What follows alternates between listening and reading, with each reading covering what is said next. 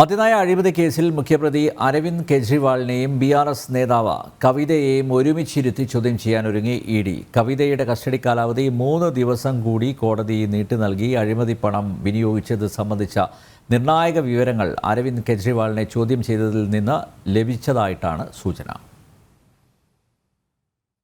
മദ്യനയ അഴിമതി കേസിൽ ഡൽഹി മുഖ്യമന്ത്രി അരവിന്ദ് കെജ്രിവാളിന് കുരുക്ക് കൂടുതൽ മുറുകുകയാണ്. ED കസ്റ്റഡിയിലുള്ള അരവിന്ദ് കെജ്രിവാളിനെ അഴിമതിയുടെ ഇടനിലക്കാരിയായ BRS നേതാവ് കവിതയുമായി ഒരുമിച്ചിരുത്തി ചോദ്യം ചെയ്യും. കവിതയെ 3 ദിവസത്തേക്ക് കൂടി കോടതി ED കസ്റ്റഡിയിൽ വിട്ടിട്ടുണ്ട്. മറ്റു പ്രതികൾ അരവിന്ദ് കെജ്രിവാളിനെതിരെ നൽകിയ മൊഴികളുടെ വിവരങ്ങളാണ് ED ആദ്യം കെജ്രിവാളിൽ നിന്ന് തേടിയത്. അഴിമതി പണം വിനിയോഗിച്ചത് സംബന്ധിച്ചും നിർണായക വിവരങ്ങൾ അന്വേഷണ ഏജൻസിക്ക് ലഭിച്ചിട്ടുണ്ടെന്നാണ് സൂചന.